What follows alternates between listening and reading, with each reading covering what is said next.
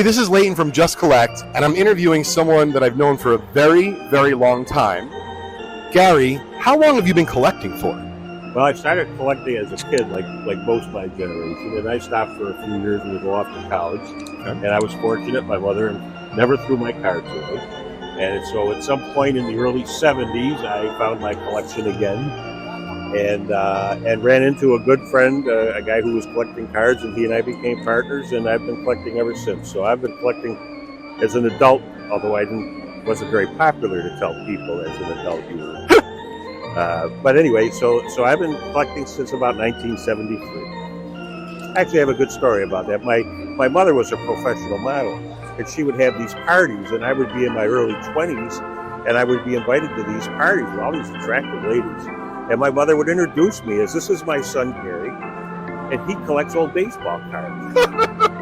Well, did that really help you with the ladies, Gary? I don't think so. After the third time, I called my mother off to the side and I said, you know, Mom, if I want them to know, I'll tell them. I'll tell them, but you're not helping the cause. Yeah, and finally when I proposed to my future wife and she said yes, that's when I decided to come clean, and I made the point of saying that I had this unusual hobby. So so I was doing this back in the 60s as a kid, and collecting. Yep. And you could send away for stuff. It wasn't all that popular, but you could send away for cards and try to complete sets. Everybody wanted. You mean buying cards through the mail? Through the mail. For those that don't know who are watching. Yeah, it was a different hobby in those days. You didn't want 3 Mickey Mantles. If you had 3 Mickey Mantles and you didn't have Pete Runnels, you were more than happy to trade your Mickey Mantle for your Pete Runnels. So wait, I just want to make sure I'm understanding you correctly. So you're telling me that if someone was trying to complete a set of cards in the 60s as a kid, and you had 3 Mickey Mantles, and someone else had a Pete Runnels you might need for your set, you didn't mind trading a Mickey Mantle for the Pete Runnels card? Absolutely. They were the same price. We thought of them as just being... They're the same price in the 1960s. So think about how far the industry's come in 60 years. Because clearly it's not like that today, Gary. No, that's for sure. That's for sure.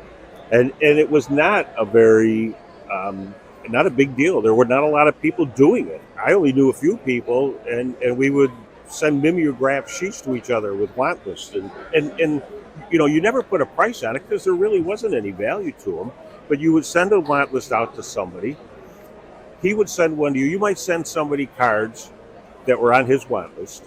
And 5 months later, you would get a package in the mail from whoever you sent these to with some cards that were on your want list. I'll tell you, that's amazing. Never talked about money. It was never how much is this worth? What's your earliest memory of when you started to talk about money and the hobby in the same sentence? When I started selling off some of my duplicates, as I was saying, I have a receipt for a fellow who I sold a 1961 Fleer basketball card, number 8, for $2.50. For those of you who don't know, that's a Wilt Chamberlain rookie. Yes, it is. Which would be worth a small fortune today in nice condition. Thousands and thousands, maybe. Don't make yourself ill, Gary. I don't want you to have a bad day here. Yeah, I don't even know if I kept that. It might have made me feel so bad. I might have tossed that receipt. I think you did. That's my guess. Yeah, hopefully I did. I don't know. I want to revisit that. What I'd like to do is talk about these very special hobby card collectors catalogs you have in front of you, which, by the way, when we started off the convention, Gary started showing them to me. It didn't have an NFS on it. For those that don't know what that is, that means not for sale. Because I've asked him several times, and then when I gave up, I talked to a really good friend of mine, Jason. And Jason said, go back and you tell him I'll pay whatever it takes. And I'm saying to Jason, I don't think Gary's going to sell them. So when I came back again this morning, Gary appropriately put down an NFS on both. But let's get right into it and show the audience the covers. So let's show that to our friend Earl here. Now, what were these? These were catalogs you were ordering your cards from as a kid. Yes. And this was from 64. We got to show them at least a couple highlights. Okay. And one of the highlights is a name on here. Marshall Orr. Who is that, Gary? He wound up, you saw his obituary, he started doing this, and he wound up coming up with an invention for a vacuum cleaner and died a multimillionaire. Unbelievable. Not from baseball cards, because if you see the prices on this. So, for those of you who are into the hobby and know about tobacco cards, you've heard about the famous Honus Wagner cards and such. And his pricing on tobacco cards were 50 cents. Were 50 cents cigarette cards. cigarette cards, and 75 cents. 50 cents for T206s. Yeah. A common T206 today would be, even in terrible shape, $20? $35. Yeah, $30? Yeah. That's You could have bought gold borders for 25 cents. And by the way, he also lists some of the rare backs. Yeah. Carolina Brights, El Principe de Gales. Yeah. Oh, this is the one. So here, this is interesting. So Beautiful. We've got a 61 Fleer basketball set. How much is it, Gary? $3.96. So we're going to make sure you see this so you believe us that in 64, his catalog is advertising a complete set of 61 Fleer for $3.96. And how much is the 57 set? And he calls it 58. The 57-58 basketball set is $8. Which, by the way, at that point is actually out of print for 6-7 years. Right. And the fact you could buy it for $10 is insane to me. But Gary, for those that weren't alive then, what could you have bought instead of cards for $10? What did $10 buy you in the 1960s? It was pretty substantial, right? Oh yeah, you could buy a ton of stuff. Not complete sets, but you could certainly get a lot of stuff regional stuff that you had never seen before. So Union Oil cards from California, TCL cards, all sorts that of stuff. you would never see in Buffalo, which is where I'm from. All of a sudden, you can send away for them, and for 10 cents, you can get Sandy Koufax and Don Drysdale and John Roseborough, and you can wow your friends with something that they'll never see. Pretty amazing. Now, I wanted to close with, because I could keep you forever, and I don't want to keep you from, all of the brisk business that is about to be done here at the Strongsville show.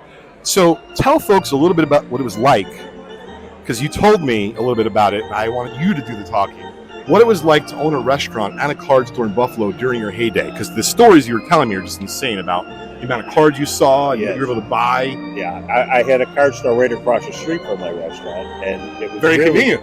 Very convenient, and it had a really nice office, much nicer than the one I had at my restaurant, so I could do my paperwork over there. But it was set up for selling. People would sometimes even give me cards. They would find out back in the 70s. I started in the restaurant business in 74, and they would say, "Hey, I understand you collect old baseball cards," and I would say, "Yeah." And they the next Friday night they come in for a fish fry. They bring me their box of baseball cards and give them to me. So that's the key. Open up a restaurant. Yeah. Tell people you're taking baseball card donations. I don't know how it's going to work today, but back in the day, it worked pretty well. Back in the day, it worked pretty well, and I wasn't even soliciting it. They just knew, and so I'd pick up a dinner check or two, and the hobby grew that way for me too. But the baseball card store, Buffalo being an old city, when a lot of these cards in the early 1900s were being produced, Buffalo, Rochester were boom towns. And there's a lot of cards distributed in those towns. A lot of cards. Very big populations in those days, early 1900s. Erie Canal, for those of you with history backgrounds and stuff. And, Buffalo at one time was like the 4th or 5th most prosperous city in the country back in those days.